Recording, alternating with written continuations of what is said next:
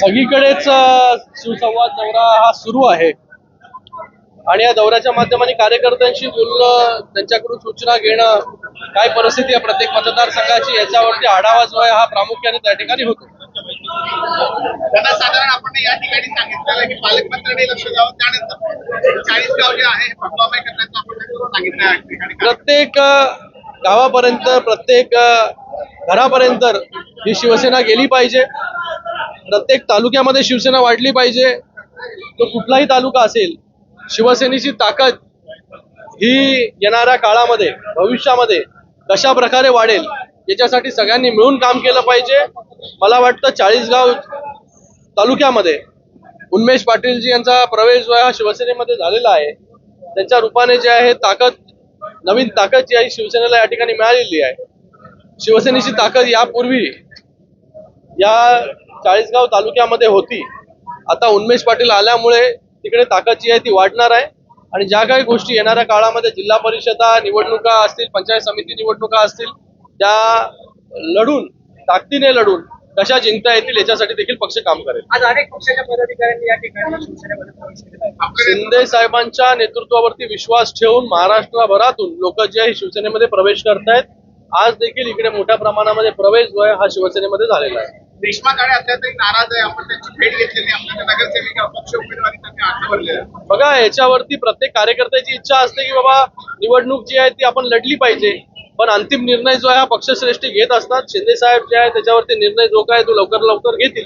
आपण त्यांची भेट घेण्यात आलेला असताना आपण त्यांची संवाद साधणार का? रेश्मा यांची आपण संवाद साधणार. बघा, मला वाटतं शिवसेनेचा कार्यकर्ता जो आहे हा आदेशावरती जो आहे चालत असतो, पालन करत असतो त्याच्या.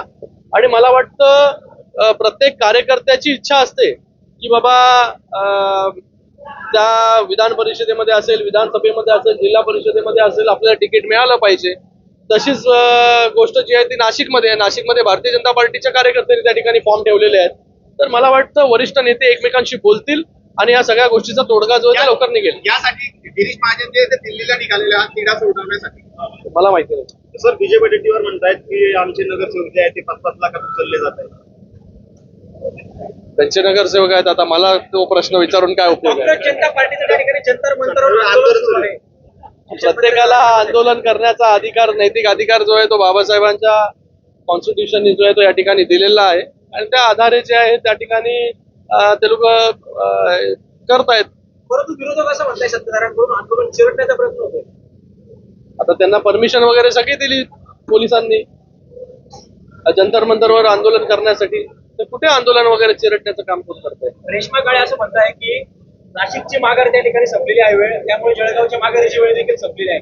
नाशिकचा वेळ संपतोय, त्यामुळे जळगावचा वेळ देखील. बघा, ते काय बोलतात मला माहिती नाही, पण पक्ष जो अंतिम निर्णय आणि वरिष्ठ माननीय मुख्यमंत्री महोदय, उपमुख्यमंत्री महोदय ज्या काही गोष्टी ठरवतील त्या गोष्टी या ठिकाणी होतील. दादा, आपण 40 गावची दादागिरी संपेल असं आपण भाषणामध्ये म्हटलेलं आहे. दुसरी आपण एक नाराजी व्यक्त केली आहे. युवा सेनाचे इथे 4 प्रमुख जे आहेत त्यांची नियुक्त्या झालेली आहे. किशोरप्पांनी मागणी केली आहे का इकडची कार्यकारी बरखास्त करा. पत्रकार बाहेर होते का आतमध्ये होते ऐकत? ताकद जी आहे ही शिवसेनेची सगळीकडे वाढली पाहिजे भविष्यामध्ये. त्या अनुषंगाने आम्ही काम करतोय आणि नवीन कार्यकारिणी जी आहे ती लवकरात लवकर या 40 गावामध्ये जी आहे ती घोषणा केली जाईल. सगळ्याच गोष्टी बघा, या SIR जो होतोय तो बोगस मतदानासाठीच होतोय. तर जेवढे बोगस मतदान आहेत हे SIR च्या माध्यमाने कसे कट होतील याच्यावरती बारीक लक्ष BLO तो ठेवणारच आहेत, पण त्याचबरोबर BLA देखील त्या ठिकाणी ठेवले पाहिजे अशा सूचना आम्ही या ठिकाणी केलेल्या आहेत.